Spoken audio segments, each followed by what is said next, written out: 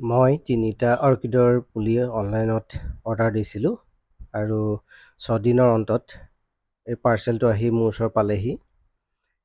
মই এইটো এতিয়া আনবক্সিং কৰিবলৈ লৈছোঁ। পেকেজিংটো খুব ধুনীয়া হৈছে। কাৰ্টুনটো যদিও ৬ দিনৰ জাৰ্ণিত আহিছে, তথাপিও কোনো ধৰণৰ ডেমেজ হোৱা নাই বাহিৰৰ ফালৰ পৰা। এতিয়া মই ভিতৰখিনি কেনেকুৱা আছে তাকে দেখাই দিম আপোনালোকক। প্ৰথমে মই পেকেটটো খুলি লওঁ। পুলিকেইটা সুস্থ হৈ থাকিলেই হ'ল, বেলেগ কোনো কথা নাই। ইয়াত দেখিছেনে, ভিতৰতো বৰ ধুনীয়াকৈ দি পঠাইছে আৰু এটা মোলে গিফ্টটো দিছে কোম্পেনীটোৰ ফালৰ পৰা। সেইটো হৈছে এটা সৰু টাব। এইটো আপোনাৰ অৰ্কিডৰ কাৰণেই এই টাবটো ব্যৱহাৰ হয়। মাটিৰ এটা সৰু টাব। মই দেখাই দিছোঁ আপোনালোকক।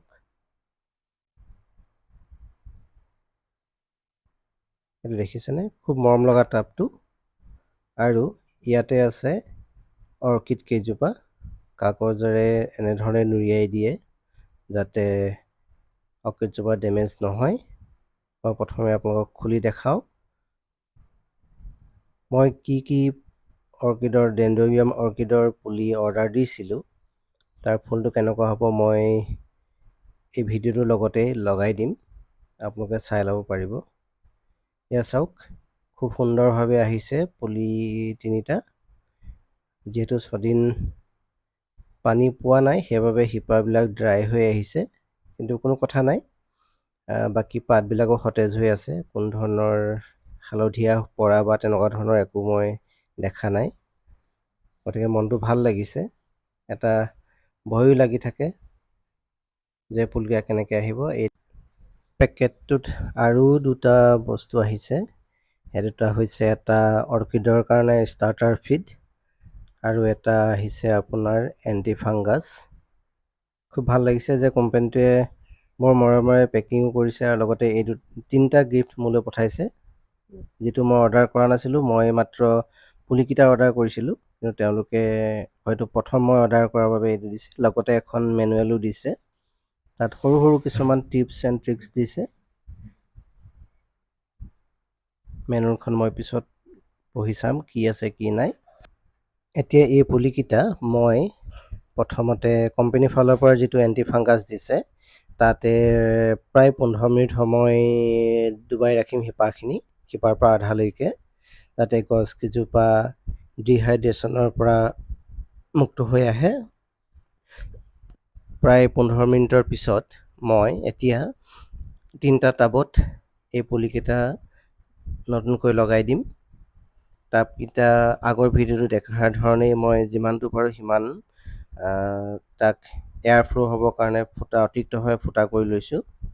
আৰু মোৰ পটিং মিক্সটো একেটাই, আপোনাৰ চিণ্ডাৰ আছে, তাত নাৰিকলৰ বাকলি আছে আৰু কাঠৰ টুকুৰা আছে। মোৰ ওচৰত বৰ্তমান কাঠ, কয়লা বা চাৰ্কোল নাই। মই পিছৰ পৰ্যায়ত আনি এইকেইটা পুলিটো লগাই দিম। যিহেতু কাঠ, কয়লাটো খুব বেছি এটা প্ৰয়োজনীয় বস্তু, হঠাৎ আহি পোৱাৰ কাৰণে মই যোগাৰ কৰিব নোৱাৰিলোঁ। এতিয়া এইকেইটা মই পুলি ভাল ধৰণেৰে টাবত লগাই লওঁ। পুলিকেইটা মেচিয়ৰ্ড পুলি যদিও ইয়াত দেখিছেনে, তেওঁলোকে সৰু 4 ইঞ্চি গ্ৰ' টাবতে অৰ্কিডকেইটা লগাই থৈছিলে, সেইকেইটা মই এৰুৱাই লৈছোঁ। এতিয়া মই এই পুলিকেইটা টাবত লগাই দিম। মই এটা টাবতে আপোনালোকক পুলি এটা লগাই দেখাই দিম। দেখিছে, এইটো এটা ট্ৰান্সপাৰেণ্ট টাব হয়। টাব মানে কি, এইটো মই নিজৰ ঘৰতে টেমা আছিলে, টেমাকে টাব হিচাপে বনাই লৈছোঁ। বাকী 2টা কিনি অনা টাব আছে।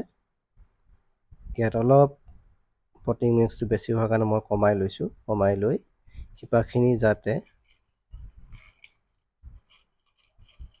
টাবৰ ভিতৰত ধুনীয়াকৈ ফিট হৈ যায়, তাৰ বাবে এয়া দেখিছেনে, মই এনেধৰণে টাবটোত লগাই দিছোঁ যাতে শিপাবিলাক টাবৰ ভিতৰতে থাকে। পুলিটো লগাওঁতে সদায় এডাল বাঁহৰ মাৰি বা তেনেকুৱা ধৰণৰ কিবা বস্তুৱে পুলিটো ছাপোৰ্ট দি দিব লাগে, যাতে পুলিটো সুস্থিৰ হৈ থাকে। নহ'লে কি হয় পানী দিওঁতে বা ইফাল সিফাল কৰোঁতে টাবটোৰ পৰা যদি পুলিটো হিলি থাকে তেতিয়া শিপাবিলাকে মজবুতিৰে কিবা এটা ধৰি ল'ব নোৱাৰে। গতিকে মই এনেধৰণে বাঁহ এডাল লগাই দিছোঁ আৰু এডালত মই পিছৰ পৰ্যায়ত বান্ধি দিম কাপোৰৰ ৰছীৰে। কেতিয়াও প্লাষ্টিক ৰছী ব্যৱহাৰ নকৰিব। প্লাষ্টিক ৰছীয়ে কি হয় যিডোখৰ ঠাইত আমি বান্ধি দিওঁ সেইডোখৰতে ঘাৰ সৃষ্টি কৰে আৰু তাৰ পৰা ধৰি লওক আপোনাৰ ফাংগেল ইনফেকশ্যন হ'ব পাৰে। গতিকে সেই কামটোৰ পৰা সদায় আঁতৰত ৰাখিবলৈ এটাই উপায় আছে, কাপোৰৰ ৰছীয়ে ব্যৱহাৰ কৰিব। ময়ো কাপোৰৰ ৰছীয়ে সদায় ব্যৱহাৰ কৰোঁ। পুলিটো দেখিও ভাল লাগিছে, নতুনকৈ এটা কুঁহ ওলাই আহিছে, যথেষ্ট সতেজো হৈ আছে।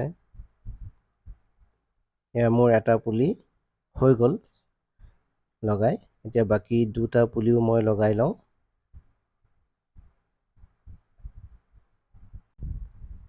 এয়া মোৰ পুলিকেইটা লগাই হৈ গ'ল। এনেধৰণে খন্তেক সময় মই মাটিতে ৰাখি থৈছোঁ, কাৰণ গছৰ পাততো মই এণ্টি ফাংগাছ স্প্ৰে কৰি দিছোঁ। আগলৈও ইয়াৰ মই আপডেট দি যাম। আজিলৈ ইমানেই, ধন্যবাদ।